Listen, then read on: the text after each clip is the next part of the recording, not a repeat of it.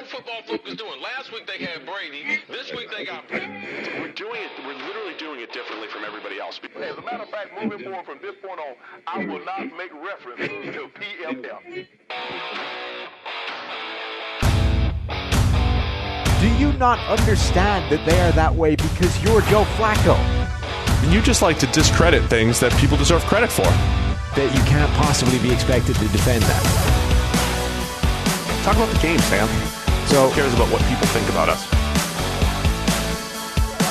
Yeah, I like football season, all the things that go with it.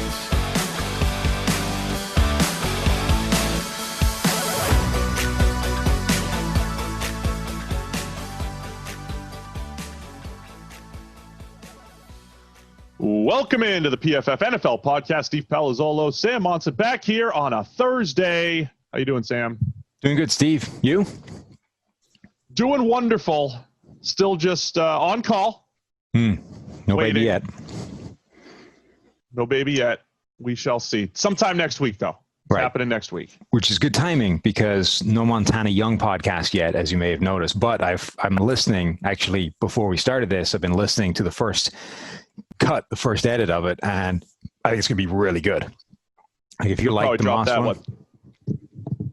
I mean, next week sometime, I think, probably Thursday, just to give us some breathing room, depending on, when you need to go crazy. But next week, I would think for Montana Young, like if you like the Randy Moss one, I think you'll love this one. It's really good. Yeah, I'm looking forward to it. I can't wait to, I'm going to listen to it right after we record here and send you my feedback, see where we can make it even better. I'm not really interested in your feedback, looking forward. Thank you. Looking forward to that one as well. So today we get to pick apart Sam's writing.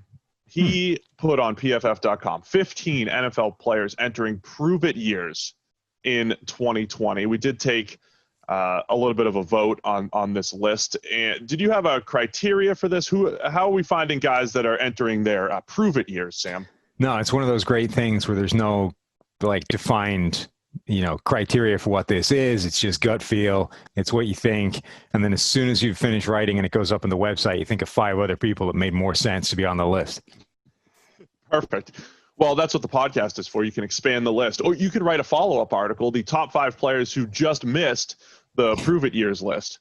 Yeah. The other one is where you write to other people or send them a message like, hey, who should you have on this list? And then they don't reply until you write the list and then give you 15 guys. So that was also helpful. That was Ben Stockwell's trick. Right. Gave me one guy that was useless.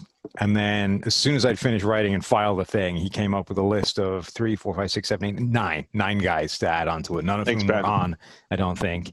And some of whom actually made a lot of sense, but too late, Ben. Well, let's stick with what's on the website. Again, it's over at PFF.com, players entering their prove-it years. And we'll start with the top 2 on the list because they kind of go hand in hand. Baker Mayfield and Odell Beckham entering prove-it years. Why? Yeah, so I tried to at least order the list almost by, how obvious this was. I think Baker is the most obvious prove-it candidate in the entire list. Odell Beckham's there with him, but I think really it focuses on Mayfield. We've talked about this before. The entire Browns offseason this year has been about ticking off the various other things that could have been the problem last year or were the problem. I mean, everything was the problem. So they've addressed the pass protection. You pay big money to Jack Conklin at right tackle. You draft a tackle. You overpay for a guy like Austin Hooper because you need to be able to run the offense that Kevin Stefanski wants. The offense that Kevin Stefanski wants to run comes in and actually gives them some structure as opposed to what the Browns were running last year under Freddie Kitchens. So all these things have been kind of crossed off as potential problems that were causing Baker Mayfield to have such a steep regression from his rookie season. So that kind of puts all the focus back on Baker. And you can look at that 2 ways, right? Either they're sort of setting him up with the best way of succeeding. They're building all the things around him that were such a problem a year ago. On the other hand, it's well, now all the pressure is on him. There's no more excuses. It's all you. We've done everything we can. You need to show up and be the guy we thought you were. So I think all the pressure is on Baker, but Odell Beckham, I think, is right there in terms of, look, this was a guy who he's as talented as any receiver in the NFL. He's up there with Julio Jones in terms of raw skill set, ability to break the game open, make circus catches for fun, all this kind of stuff. He has elite seasons on his resume, PFF grades above 90, crazy numbers. But we haven't seen it for a while. I don't know how much of this is a construct of, New York media, but his personality is he's become one of those distraction receivers. Last year was not good. He was playing through, a hernia injury all season long, but so much of the problem was just not being on the same page as Baker Mayfield. It's not like he was physically limited as much as just not where he was supposed to be, or at least where Baker Mayfield thought he would be. So he needs to, show up and prove that he is that guy again. Yeah, all last season we talked about how the Browns offense was just off. Everything was off.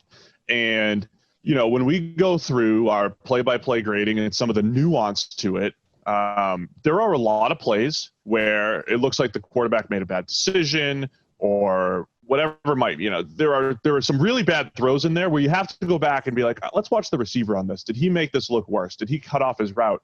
I have never seen so many times where Odell Beckham, where quarterback and receiver were just not on the same page. And it was a lot of like, are you going to run a dig route where it's like a straight in at 20 yards where it's like you got to really flatten that out, or you're going to run more of a post where obviously you're running at more of a 45-degree angle. Like those nuances, which I think, by the way, is one of the most fun parts about the NFL. The fact that they don't screw that up, all that often, the timing and the execution that so many NFL players have on plays with like that level of detail, I think is spectacular.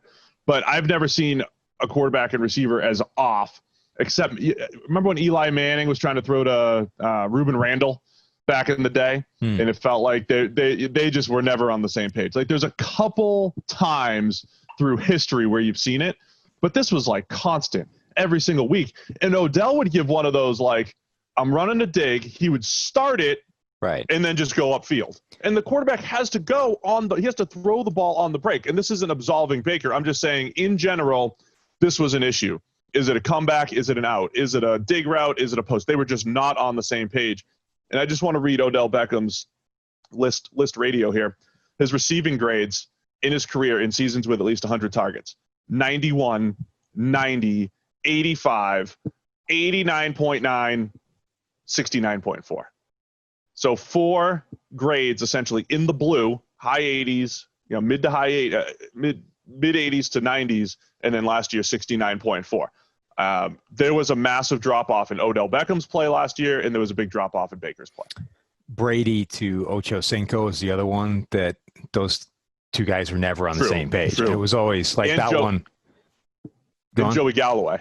Yeah, Joey Galloway in 2009, and then Ocho in 2011. And that one was always like, well, obviously Brady's not the problem, right? He's been in the offense forever. Yeah. Ocho Cinco just can't pick it up. We know there's lots of option routes in the Patriot system, so it's his fault. I don't know who's at fault for the OBJ Baker thing.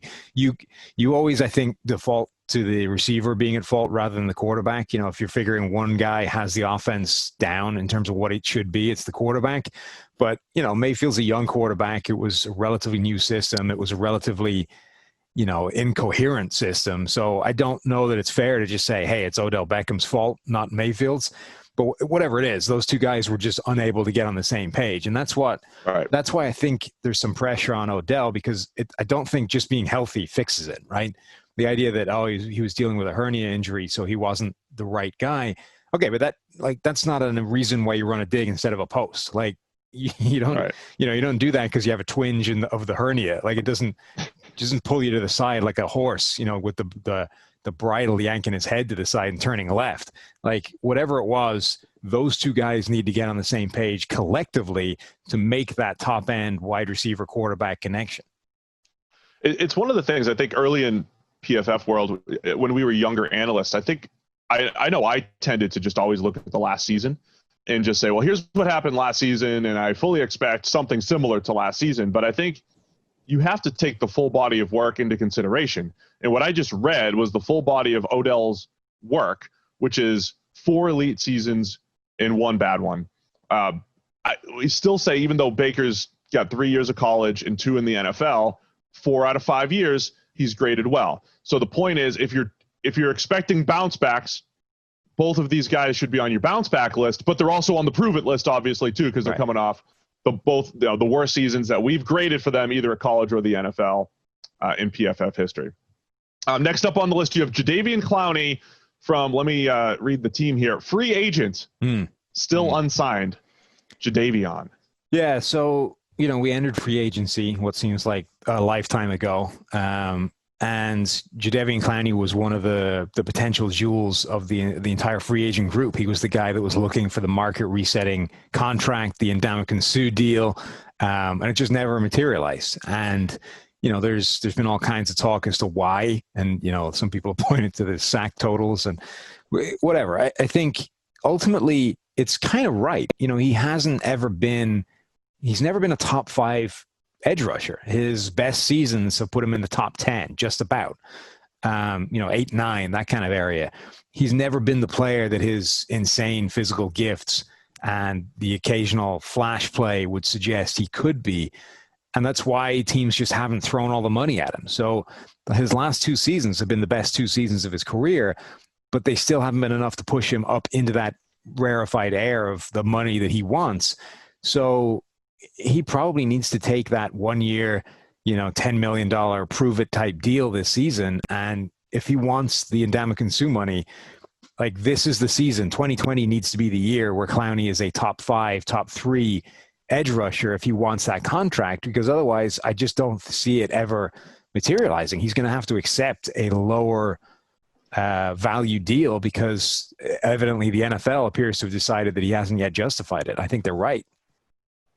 Yeah, we discussed this back during free agency. It's one of those, like, are they overrating the 3 sacks potentially? But at the same time, if he had 10 sacks with the same level of production, we'd be like, whoa, Clowney's not really a 10 sack guy. And I know you've done some work on this. Timo's done some work on this even more, taking something I think we've already done really well through the years, quantifying pressures and converting them to sacks and all that stuff that we were talking about on Monday. And just putting even more numbers to that. Timo's going to go ahead and simulate this stuff, simulate seasons, which I think will be fascinating, because if you take Clowney's season last year and you simulate it, in X percent of the simulations, he'll have 8 sacks and a bunch will have 10 and a bunch will have 3 with the same exact performance.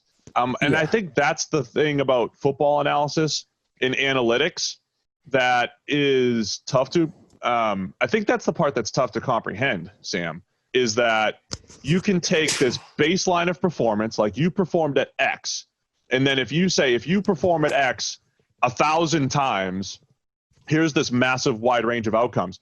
The range of outcomes isn't even changing your level of play necessarily. It's actually saying if you do all the same things, you make every throw the same way, you have this many wins as a pass rusher, you can actually get a wide range of outcomes as far as the stats go. And then, of course, you throw on top of that your play is going to fluctuate as well. That's the uncertainty that you're dealing with when projecting football players. And again, I think the tough thing to comprehend, where it's like you could play at the same exact level and get drastically different results. And what we try to do is to quantify that level that you played at, which over time is going to balance a little bit. Yeah, it's funny. I mean, the sacks obviously is not a great way of measuring pass rush performance, but it sometimes hits the right mark. If you're looking at Clowney and saying, well, he got 4 sacks last season, was it 4 including the playoffs or 4 total? 4 including the playoffs. So 3 in the regular season, 4 including the playoffs. If you're looking at that and saying, well, that's why he's not a good pass rusher, that's bad process. On the other hand, he's never had double-digit sacks in a season, and that actually probably does tell a fair story of his ability or his performance. It tells the right story. He's look at total pressure, scale it up, right? That's always the next step from sacks is how many pressures does he get? Last season, Darius Smith led the NFL in total pressures with 93. The most, including the playoffs, that Clowney has ever had is 63. So even including the postseason, he's never been within 30 of what was a league-leading figure last season. So I think that's important. And then when we looked at the guys that do skew, the Brandon Grahams of the world, guys that do consistently get a little bit less or a little bit fewer sacks, less of a percentage of their pressure results in sacks. essentially bad finishers. Brandon Graham was one. Brian Robinson was another one we pulled out. Clowney is in that ballpark. He does skew low in terms of finishing pressure with sacks. Largely, he's a guy that wins with power a lot. Is another one of those guys that doesn't have that many clean wins.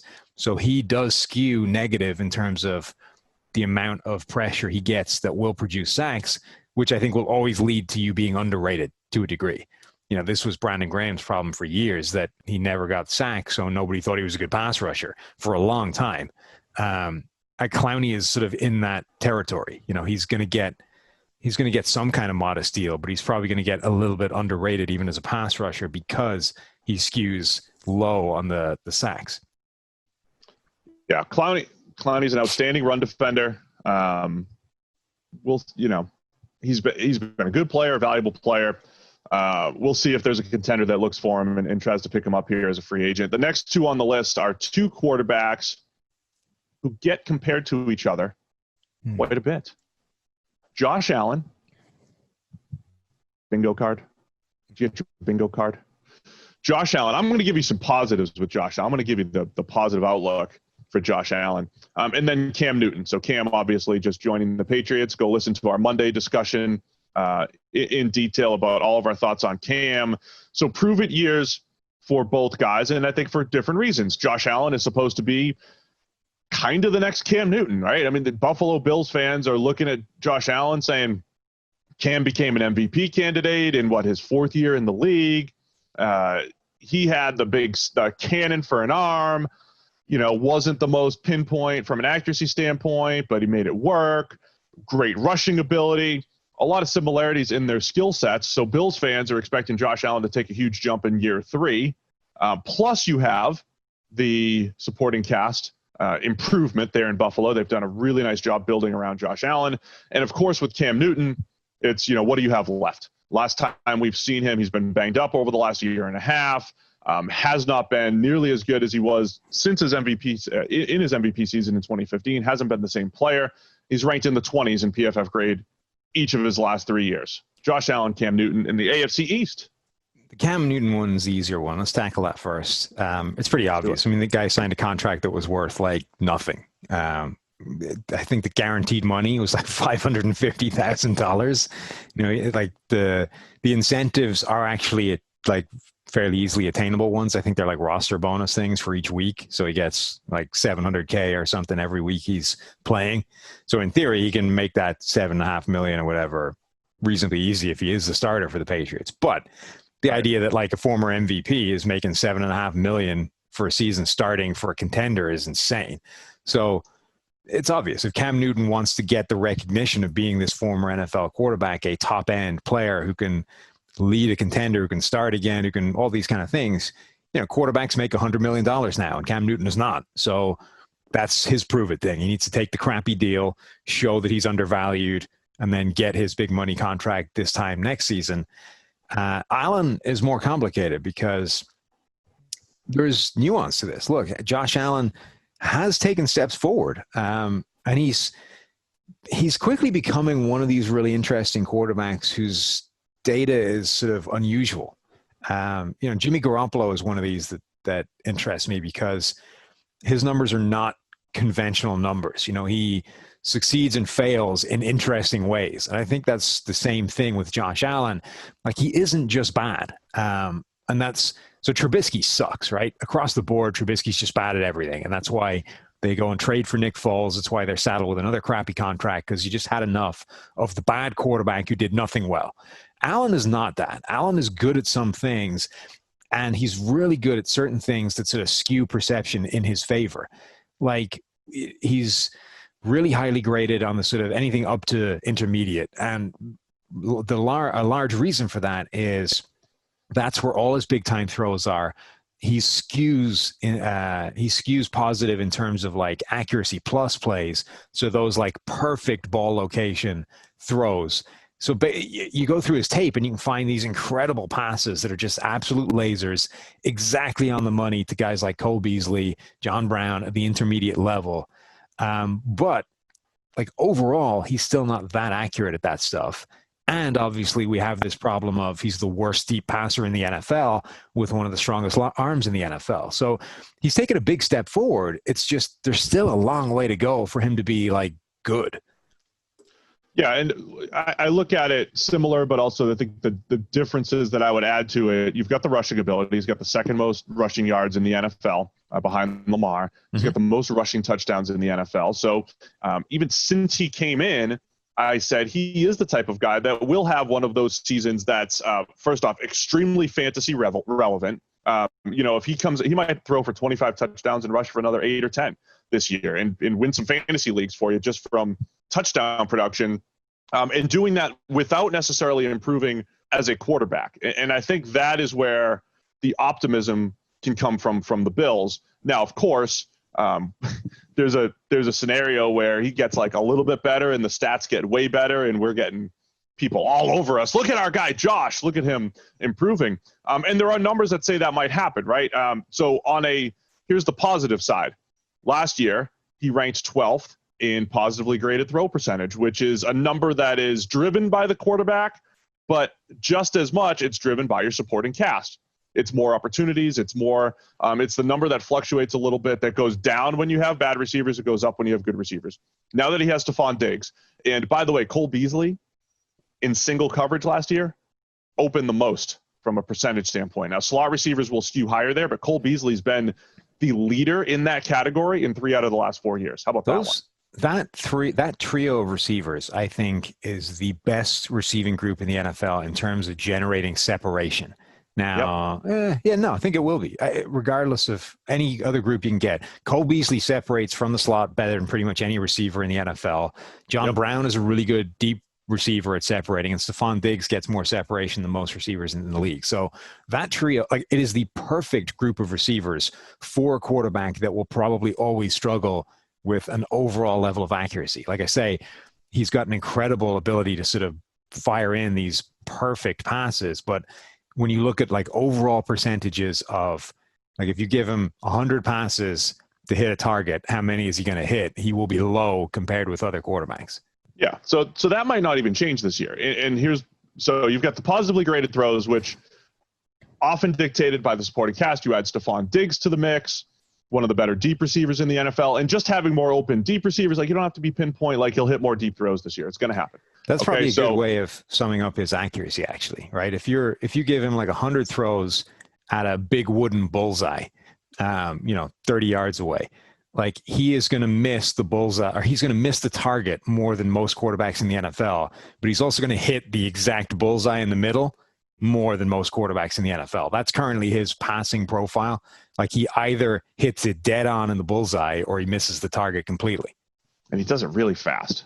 Yes. Which is awesome. He's also going to break the bullseye. Oh, yes. Like you throwing at that Eckridge target, I was seriously concerned we were going to be sending them back a dented piece of metal. Not that you were going to actually hit the target, the hole, but you putting the ball through the sheet metal was a concern to me. My arm's well rested. I'm on 9 years rest. So, ball was coming out hot. So the pessimistic part of Allan's game is the stable part of quarterback play is the negatively graded throws. It's more stable. It's not 100%. We saw Lamar Jackson improve in this last year. You have examples, but Josh Allan was dead last in negatively graded throws last year. So here's how his season could go. He could still have a whole bunch of negatives. He could still have a PFF grade that's not all that great and not great on a throw-for-throw basis. But if he has more opportunities for positives, or he has more just either open throws, yards after the catch between Beasley, Stefon Diggs, open deep throws with John Brown, the stats could look pretty good. And honestly, as a fan, all you really care about is passing production. You want to go on Twitter and tell everybody about how great your quarterback is and all that stuff. But as a fan and as a team, you're just trying to extract an efficient passing game, because that's what helps win football games. And the Bills are doing everything they can. They're doing a great job of building around Josh Allan. So all that said, because they've done a good job of putting that supporting cast, it's a prove-it year. Like, all right, this is the best supporting cast out of all the first-round quarterbacks that have come in the last 2 years. It's Josh Allan from a players around him standpoint, and then Lamar Jackson probably from a system and building around his skill set standpoint. It's those two guys that are in like a different class as far as teams building around them among first-round picks the last 2 years. Like even the most ardent Josh Allen supporters, their main argument is not so much that he's great right now, it's that he's taken big steps forward, and therefore step 2, next year he'll be really good.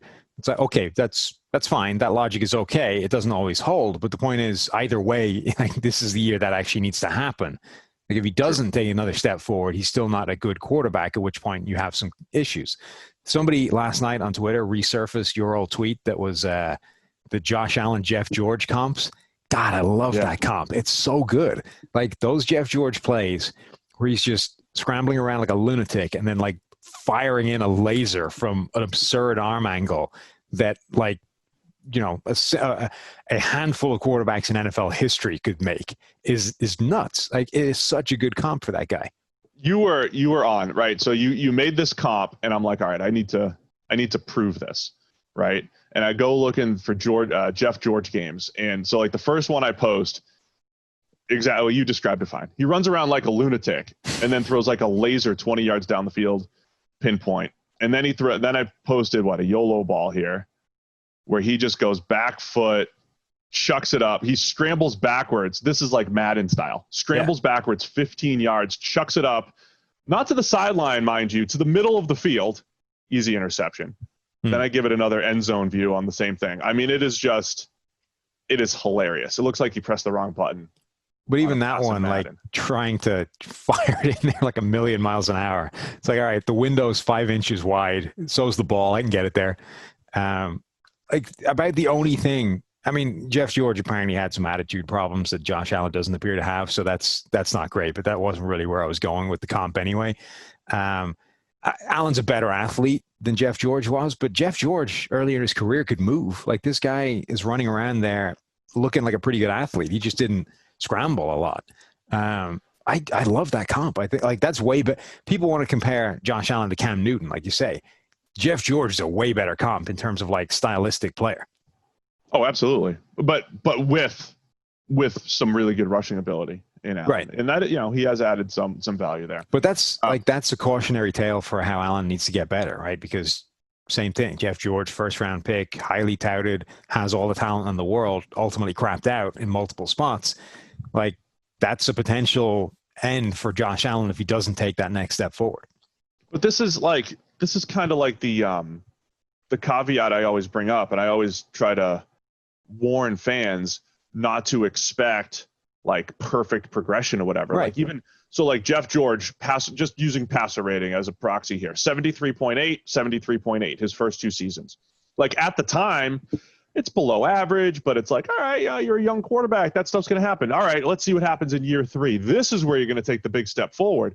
61.5. He goes 7 touchdowns and 15 picks and has one of his worst seasons. Right. And then the next year, not much better. Right. I mean, it's like, he goes back up to 76, but like he never really developed. And then out of the blue, you put him in Minnesota in 1999 with Randy Moss, and it's like, whoa, that's a really good season there. Like, and he had, 97, he kind of had a decent year with the Raiders, right? So like there wasn't just this natural progression. It was like for the whole of Jeff George's career, he was not good outside of 2 years, probably 3 years, 95 in Atlanta. System helped, run and shoot in 95, like pass heavy league that year. There were 3 years where Jeff George was good out of 10, 11. Yeah. Like, honestly, I could see that type of career for Josh Allen and he's still like he's a player like in this range where there's some peaks and there's some, this could be the year with all these playmakers. All right. Who else is on our list? Nuanced takes that nobody cares about. Marcus Davenport, another 2018 draft pick. The biggest thing here is he needs to be as good as 2 first-round picks. Like he's got to be the equivalent of multiple players, and I don't think he was ever going to really live up to that. But we still have he's a developmental player. Where's his development? He has gotten better though in his first couple seasons. Yeah, so I think he's on the right track. But again, the next step needs to be taken. Like I don't. So yeah, in theory, he needs to be as valuable as 2 players to justify the trade they made. In reality, that's never going to happen. So I don't put it quite like that, but I do think that because they traded to get him, he needs to be really good, for you to accept that was a win. Even if, when we pull out PFF WAR data or whatever, it will never be a win, right? Like he'll never be as valuable as two guys. But let's just say he needs to be really good for us to even say, all right, fair enough, you got that one right. He's on the track. Like year one was okay. Didn't play that much, had 30 pressures, had a reasonable grade, nothing bad. Year two was a step forward across the board. His grade jumped 15 points overall. His pass rushing grade jumped 10 points. He had 50 plus pressures as opposed to 30. So he's on the right track. It's just that, again, like it doesn't always go in that linear, perfect line graph in the right direction. Like he needs, if he takes another step in that direction, along the same trajectory, he's in real business. Like if his grade jumps 10 points again, he's in the mid to high 80s. That puts him among the better players. If his pressures jump 20 again, he's at 70. That again is among the better edge rushers in the NFL. But that's the kind of leap he needs to make again to be one of the best pass rushers in the NFL to make that trade justified. When he came out too, like he was, the term like developmental player is kind of like thrown out there a lot. And it's often thrown out there to a guy that's like a freak athlete or really strong, but like needs to produce better. We looked at Marcus Davenport and said the way he wins, which is generally with power, which worked great at UTEP. And he was very productive at UTEP. He wasn't a guy that was just like a good athlete who we were like hoping would play better football. He played really good football for what he was asked to do at UTEP. But we looked at him as a developmental prospect just because his overall pass rushing repertoire needed work. And, I think we're still at that point where there's room to grow there. So I like that. I like Davenport as a player. Next, Juju Smith Shuster on the list. I think that's a fair one, right? I mean, he's like he's got to prove himself outside, like being the number one. And so much of his early production as a rookie was in the slot and making some big plays. And he didn't really get a chance to prove himself last year because he didn't have Big Ben. So there was a lot working against him last year, but like he's the guy this year for the Steelers. He's got to be a true number one for them. I mean, there were a lot of questions coming into last year because Antonio Brown was no longer there. Like 2018, he basically outperformed Antonio Brown, had 111 catches, 1,400 yards, 7 touchdowns. Brown had more touchdowns, but like he effectively was as good as Brown when it comes to production. But everyone knew that Brown was the number one. He was the guy taking the attention. Juju operated from the slot, and he was the beneficiary of Brown's production or Brown's threat. And then with Antonio no longer there, the question was, well, can Juju Smith-Schuster step into his role and be as productive when he's the only guy, when he's the big-time threat? A, can he function as well playing outside predominantly rather than in the slot? And B, can he be as productive when Brown isn't taking all the attention away from him? And we didn't really get an answer to that because Juju was hurt and Ben Roethlisberger was hurt, and then, Duck Hodges and Mason Rudolph were throwing them the ball, and that wasn't going to lead anywhere. So you can essentially toss out last year as mitigating circumstances, but all that means is that the questions are there again. So you still have the same questions of whether he can be that player. And now he has to fight off on the same depth chart Deante Johnson, who, did pretty well when you consider the disaster of a quarterback situation that was thrown his way. So I think, again, like if Juju wants the big money, if he wants to be that number one guy, if he wants to be an elite receiver, he's got some work to do now. Yeah, we love Deante Johnson. I think he's gonna have plenty of opportunities this year. The Steelers have, as I write up all the receiving core groups, there's a lot of teams that have many what ifs. It's like, well, if Juju does this and James Washington progresses here and Deante could, they're about 3 what ifs away from being a really good receiving unit, but they've got more what ifs than probably 28 other receiving units. I mean, the Steelers have on paper and from a track record standpoint, one of the worst groups of receivers in the NFL. They're all potential at this point. They are, right? And it's funny because when you go through every receiving group, like every group, like the Jaguars have DJ Chark, who was awesome last year. Like even the worst groups have at least like a guy that you feel good about. But that's like the baseline for the Steelers. They need Juju or Deante to be like the guy that you at least really feel good about, and then hope that the guys around them really develop. So do you have a take on him and Juju in general? Like, we didn't get to see last year, but do you think forget what the true number one is. Like, how do you think he'll produce being the guy without Antonio Brown when given a shot here?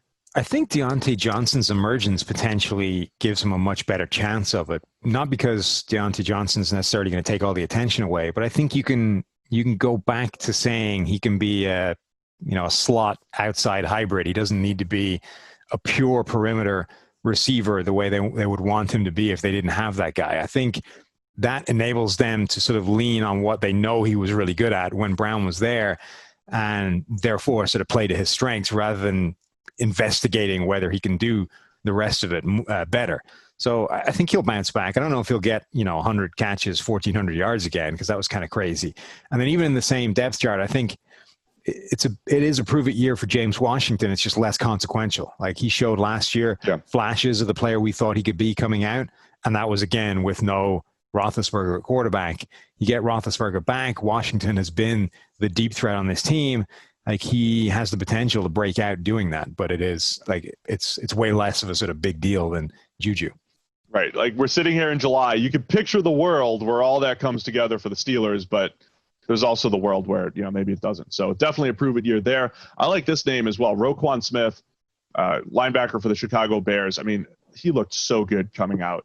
When we're evaluating linebackers, and they're very difficult to project at the NFL level. There's so many different things that you just don't see enough of in college that you have to see at the NFL level. But we had, just like Deion Jones had that one snap that proved that he could cover down the field. Like Roquan had that one snap where he's running down the field with a receiver and makes a play on the ball. He had multiple snaps like that. He looked so good as a coverage player, flying around the field as a run defender. But so far this year, 66th grade in year one, not bad. It was a good start, but last year regressed down to a 52. Repeating myself again, you don't always see the increase, the trajectory, but this was like kind of bad the other way for Roquan. Yeah, and there was some other stuff going on there. Like he got deactivated. There was some off-field something going on. I don't know if it ever came out, like what exactly it was he was dealing with or working his way through or having to navigate. But I don't think last year was a true indication of what Roquan Smith can and will be in the NFL. But as you say, it sets him back. At minimum, it took a step in the wrong direction that he needs to reverse. And even, the rookie season was okay, but it wasn't, again, the player that we thought he would be coming out, this special coverage player at a time where that's never been more important. So we've seen flashes. There's talent there, and he makes a ton of tackles. So a lot of Bears fans think he's, performing fantastically, even when he isn't necessarily. But I think he's got to take that step forward. A, he's got to show whatever it was that was happening last year is behind him. And B, he's then got to build on that rookie season, actually take steps in the right direction in terms of coverage, in terms of general run defense. We have a lot of these 2018, year three type players. It does always feel like a pivotal year for these guys. Jair Alexander, I think he was my suggestion when you asked Sam, cornerback for the Packers. And for me, I think he's really good. But again, we always joked last year, like, is he going to be the next Marcus Peters? Is he going to go back and forth between awesome games, not just awesome games. Like we've seen him break up 4 and 5 passes in games before. We've seen him make incredible plays down the field. We've also seen him get torched. That's the Marcus Peters comp there. So I think it's a huge year for Jair because he has all the skills to be a lockdown number one. But every play counts in our grading. You can't have those lulls. You can't give up. Did he have a game with over 200 yards? I mean, he had some bad games in there as well. Yeah, somebody asked me on the radio yesterday, like, hey, I thought Jair was kind of already there. What am I missing? And I was like, well, I did as well. After 3 weeks of the season, I wrote an article basically saying he was the next great young cornerback. And then that level of play evaporated as the season went on. And the way I described it is, look, great cornerbacks don't have those games, right? Like you said, he had a game where he gave up 201 passing yards or 201 receiving yards, rather. 56 came after the catch. He gave up a touchdown in that game. He was beaten for a passer rating of 103. And that was against Dallas. Like that was Amari Cooper and those guys just roasting him. He had another game where he gave up 129 yards later on against the Chargers.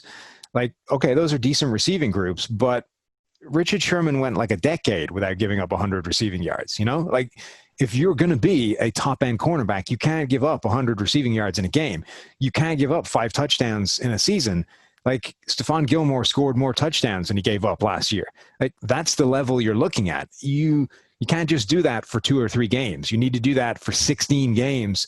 And that's the difference between a guy with all the potential to be the top cornerback in the NFL and a guy who actually is the top cornerback in the NFL. Like, that is what Jair needs to work on, is he can't have those bad games where he just gets beat. He's certainly capable, man. I just found this number. I think it sums him up. Premium Stats 2.0. Go check it out. You play around with all the data. You come up with something awesome like this. So I sorted by the guys that gave up the most yards last year, the top 10 cornerbacks that gave up the most yards. If you give up the most yards, chances are you're not going to grade all that well. And across the board, that backs things up. Jair, though, is the only guy in the top 10 to have a coverage grade above 70. So he had a 76.7 coverage grade. But to your point, over 300 of those yards of 797 came in one game. Right. I mean, 2 games, right? Like, he gave up almost like 45% of his yards across 2 games. So over the course of the season, he was fantastic. Everybody else, coverage grade-wise, that gave up all these yards, 60, 58, 40, 59. He was a 76.7. He's still a very good corner. He had those couple games that were a big lull, and that's why he was 7th in receiving yards given up. Yeah, and he gave up like 3 times more yards than some of the other best corners in the NFL. Casey Hayward allowed 360. Sherman was down at 200 or something insane.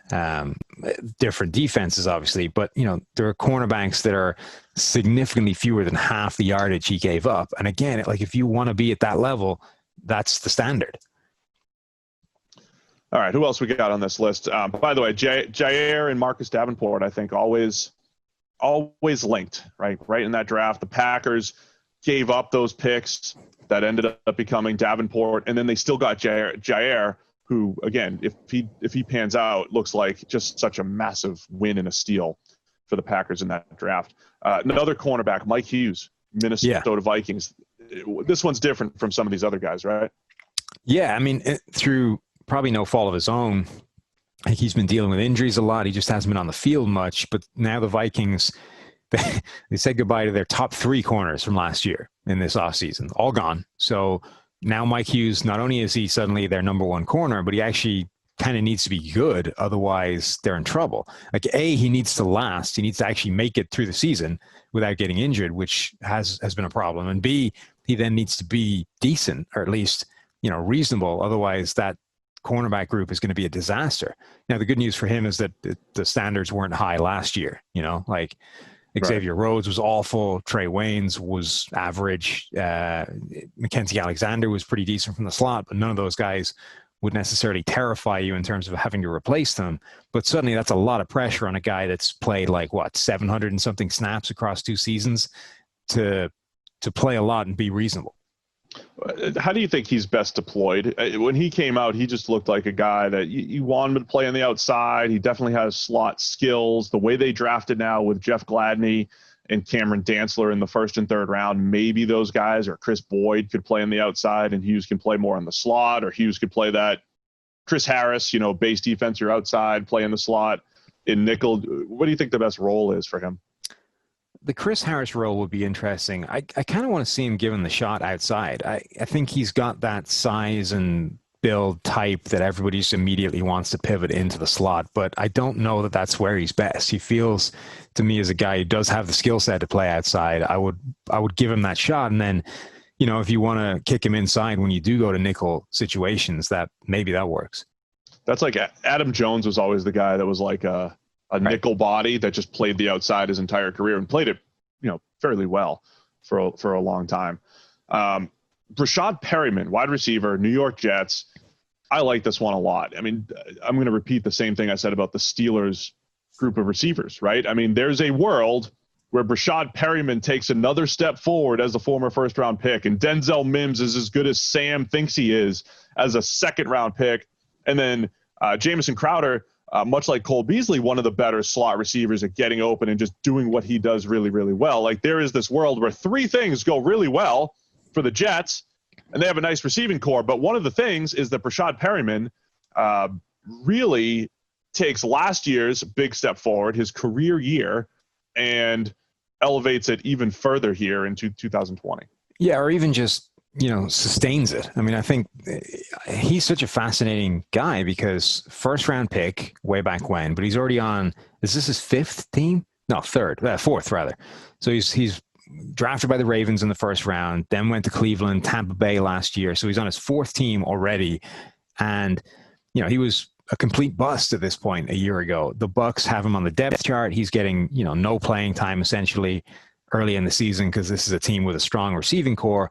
Then suddenly injuries bite deep and he gets thrust into the starting lineup. And the last few games of the season, he basically has to play as like a number one, number two receiver and responds with 3 back-to-back 100-yard games, 4 touchdowns in that 3-game period, like 18, 24 targets in 3 games, 17 catches. Like he was a number one receiver just only for like a 3-game stretch, 4-game stretch.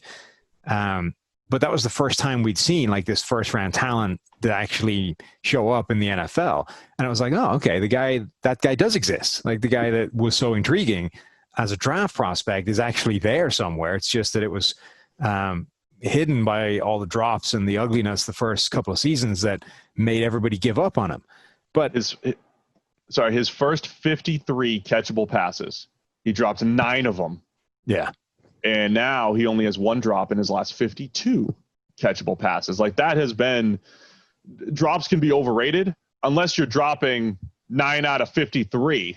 Like you did, like that's 6 years for Larry Fitzgerald. It is, but equally, it's like it's so insane a number that you almost have to expect that to come back down to average, right? So where it's dangerous is that it is overrated, but you can have such a severe drop problem in a short space of time that people immediately give up on you, and you're done, right? Like he was lucky as hell that people got injured ahead of him on the depth chart. Otherwise, his career is basically over. Like he's probably still hanging around on the Bucs as the 4th receiver on the depth chart, never to see the field, right? Instead, people get injured and you completely reassess what you think his career might end up as. And it's at least given him the opportunity, right? Now he gets to go to the Jets, steps into the role that Robbie Anderson leaves, which is their sort of primary deep threat guy who got, he got 80 something targets last year. So there's a lot of passes that should be sent his way. But now the pressure is on for him to back that up and show that last year wasn't just a freaky 4-game stretch. He's actually got the ability to be a big time receiver. And then he can get, again, this time next year, he can get himself the big deal, not the 1 year, $6.5 million contract. I think there's between Perryman and a couple other names that are coming up on the list. I think from a team building standpoint, this is just really smart. You can't put a ton of these guys on your roster. You can't make a whole roster of these guys. But when you have guys like that, like here's huge, 6'2" receiver with ball skills despite the drops and incredible speed who had a crazy amount of drops. Like I will take a shot on that guy just to see. And the Bucs got a lot of production out of him. The next guy I want to take a shot on that the Lions took, it was an expensive shot. Desmond Trufant, cornerback for the Lions, a guy who 4 or 5 years ago, really looked like one of the better young cornerbacks in the league, playing for the Falcons, having to play the Saints every year. And, having to, he was just really good.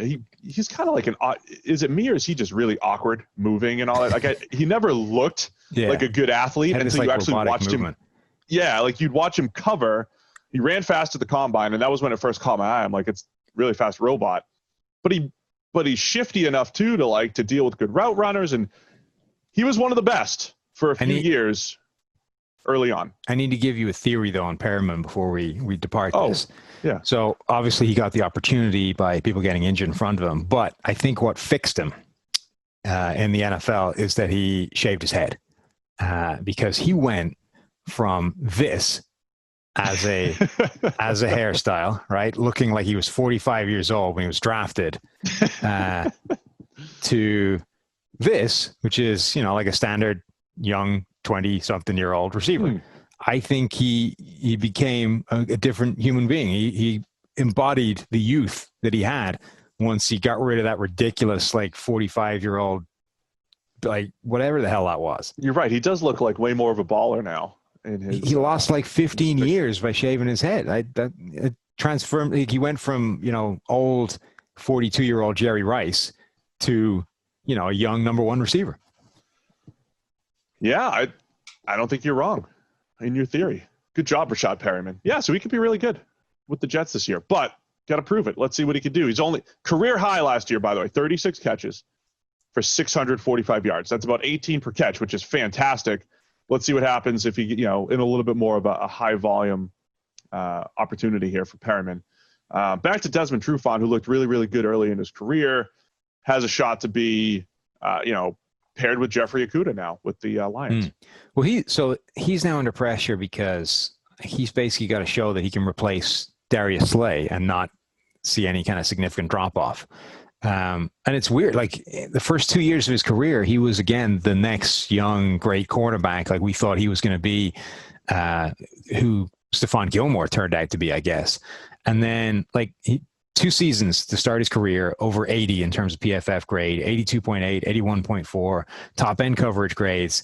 And then his baseline since then has been like 10 points lower. He's dealt with injuries a lot during that time, which hasn't helped, I don't think.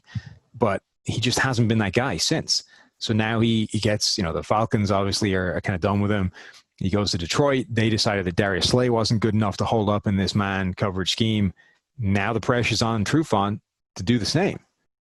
Yeah, I think the man coverage component too is a huge part of it, right? It's not just get back to form. It's like, dude, you're pretty much on an island every single week. Right. You have a little safety help, but you guys have to get after it. The thing I liked about Trufant, though, he could play man, he could play zone. He does have some versatility there. But yeah, it's a high pressure scheme for cornerbacks in general. I do think that man coverage plays to his strengths, though. Like I think that in theory he's a better man coverage corner than he is a zone corner. Did you see Darius Slay tweeting about their scheme, by the way, yesterday? I think no.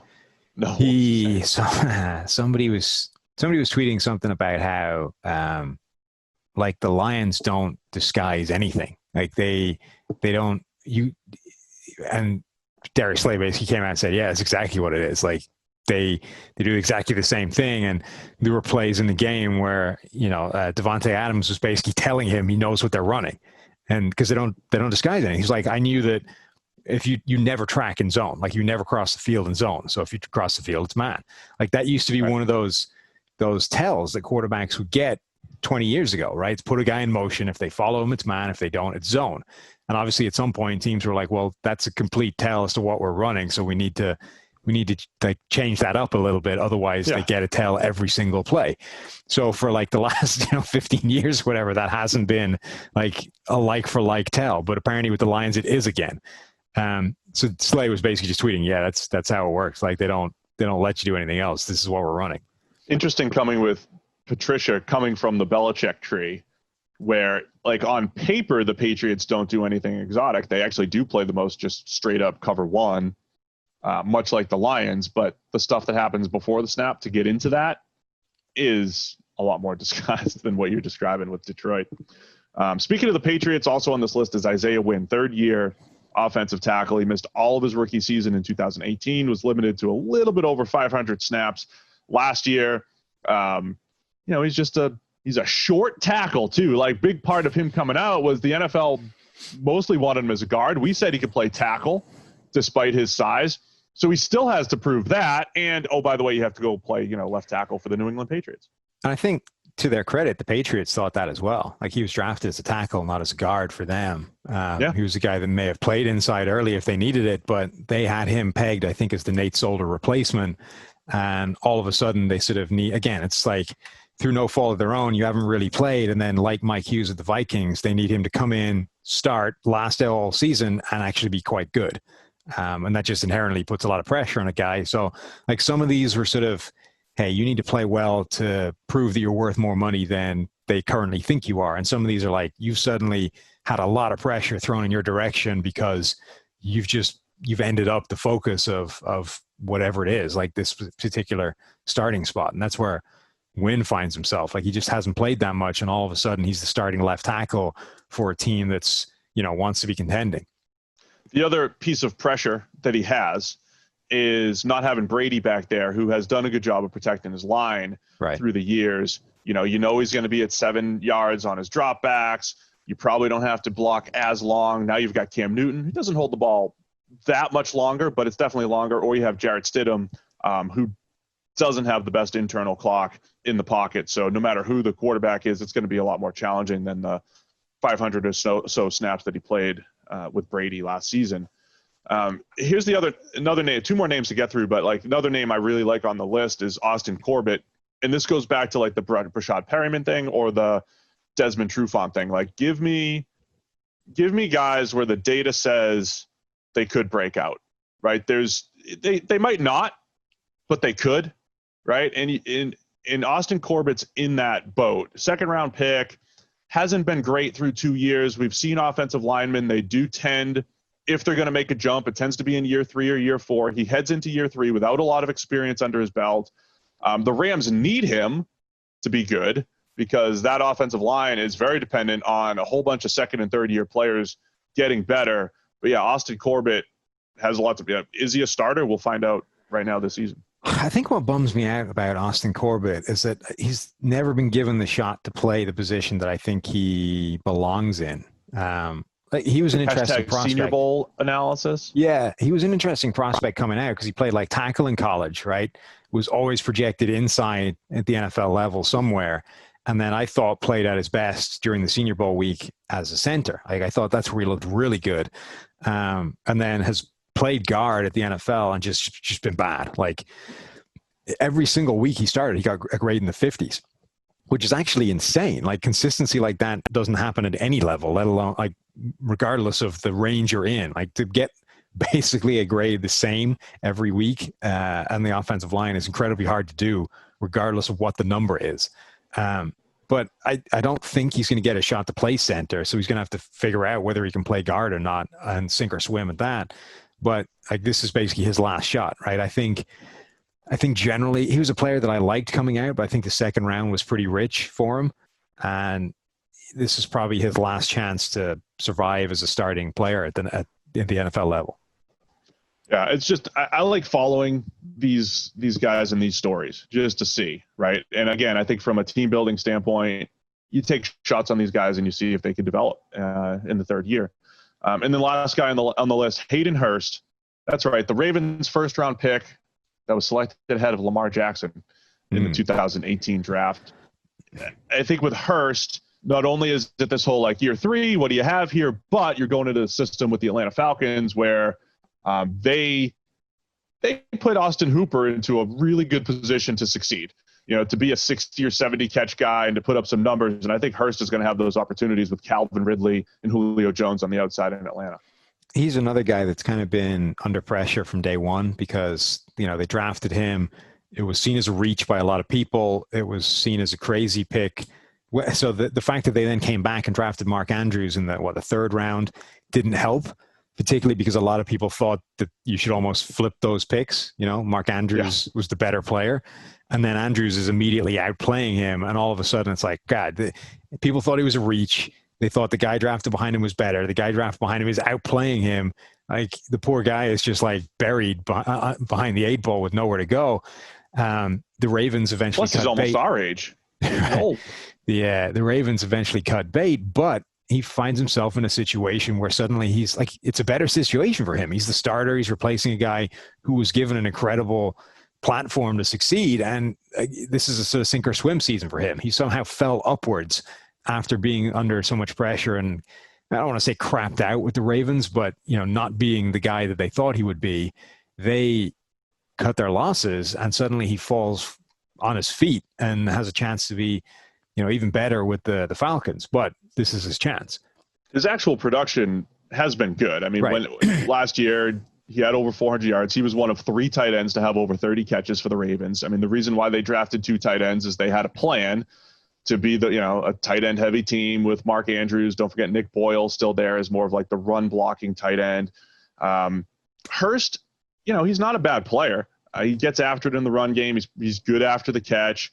He's going to be 27. He's got the same birthday as my son, my oldest Harry. August 24th, he turns 27. Harry turns 5. in case you were wondering. But anyway, the same size. Yeah, they are. Well, they're both 6'4". Hurst is 245. Harry's about 105. He's like 45. Yeah. He's got to put some weight on that little guy. So yeah, August 24th, same birthday. Anyway, Hurst, I think he's in a good position to succeed. And if he last year 73 grade, I always say, like, if you produce at the same level, but you have a different situation, if he has a 73 grade in a full season with Atlanta, that's going to be 65, 70 catches, and that's going to be, a good season. But yeah, he definitely has to prove it this year 3 for Hayden. So have you got any names that you think should be on the list that weren't? Because I can't remember if I gave you. You can give me yours. I can't remember if I gave you suggestions that you didn't take. So I can't remember if it was Eric or George, but one of the forecast guys mentioned Khalil Mackay. Has dealt with some injuries, had a bit of a down year last season. Again, a guy that's kind of under pressure to prove that he's worth 2 players at least because of the trade. Right. So Khalil Mackay, I think, needs to have a bounce back season. George suggested Jimmy G, which is interesting because, they come up short in the Super Bowl. Some of the criticism was thrown his way. He is that interesting quarterback of being a sort of weird hybrid of a game manager and yet a guy who's capable of bigger games and also capable of making some crazy mistakes. But he's got a kind of interesting year ahead of him. You could throw Jared Goff in there, like all those quarterbacks who have had seasons where their supporting cast has elevated them and then seasons where they're unable to. I mean, that's the mid-tier quarterback, and that's Dak. I mean, Dak has 2 top 10 finishes in PFF grades and 2 right around 20, right? Like, what are you, Dak? Are you the 10th best quarterback in the league? Are you the 8th best? Are you the 15th best? I mean, I think he's in that boat as well. Yeah, plus he's potentially rolling into the season still shooting for that big contract, and he has to, and Andy Dalton's sitting behind him. Yeah, he could easily be on it. And then Ben Stockwell basically came up with anybody who had their 5th-year option declined. So Hall of Famer Corey Davis. Yeah. Hall of Famer Corey Davis has to show that he's a Hall of Famer at some point. Garrett Bowles, all those guys. I think Ed Oliver is another name because you wrote him up as a potential breakout. And yeah, there's some data that points to if he's going to do it, it should probably be now as he gets acclimated with the NFL and not having to play zero tech nose tackle. But as I was researching the Bills the other day, did you know Jerry Hughes has led them in pressures every year since 2013? Since he got there, he's been the pressure leader. Yeah. I mean, it's not that surprising, but he's never really had a great compliment. He's had some decent years of Kevin Williams, not a great compliment. I feel like the Bills, they've thrown a lot of resources at stitching together the defensive line, but they could use more elite play there. They got Ed Oliver, top 10, and I think it's year 2, you want to see that already. Kyler Williams, not Kevin Williams. Did I say Kyler? What did I say? You said Kevin. Oh, Kevin. Oh, Kyle. Yeah. I was Meatball. even picturing Kyle. Yeah, Meatball. I didn't know that, but it certainly doesn't surprise me. I mean, Hughes has been, again, one of the most sort of underrated, I think, consistent pass rushers of his time. And yeah, as you say, the Bills haven't had that kind of complementary threat, even though they've taken a few swings at it. It's a big year for the Bills.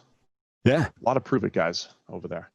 So anyway, that's it. Anybody else that you wanted to add to the mix? No, I say, Ben had a few names. We got Matthew Judon, I think makes some sense. Leonard Williams has got something to prove. Hunter Henry needs to sort of bounce back after he's finally got healthy after all those injuries. And then, the anybody who had their 5th-year option declined. You know what? To be honest, though, we all have to prove it. It's a prove-it year for all of us, Sam, because every year the NFL stands for not for long, in case you didn't know. So we all have to prove it. You got to prove it. I got to prove it. We got to bring it every single week. So let's just list the rest of the NFL. Let's just go player by player. Drew Brees. That's a Renner podcast. Patrick Mahomes. What have you done for me lately? Hasn't won a Super Bowl since February. It's true. Kirk Cousins. Who else we got here? I mean, forget Teddy winning a Super Bridgewater. Bowl. Patrick Mahomes hasn't even completed a pass since February. Seriously. Huge decline for Mahomes. Unexpected, but huge decline. Lamar hasn't won an MVP since January. Right? I think it was January. Anyway, no, it was February. It's the day before the Super Bowl. Anyway, that's it for us today. Next week, we'll have Monday. We'll be together, and then maybe we'll drop some Joe Montana, Steve Young. I'm going to have a baby, and we'll sort it all out going forward. Next week, a lot of stuff going up on the website, offensive line rankings, my team preview series that Sam is going to get involved in. You're going to start helping out with that. It's going to be great. So, yeah, for us at PFF, football season never really ends, but I'll tell you, next week it really does crank up. It's fantasy football season. It's the same month that training camp is scheduled. Like, it all starts going. So we'll have a lot more season preview type stuff coming up in the coming weeks. Thanks to everybody for listening. We'll see you guys again on Monday.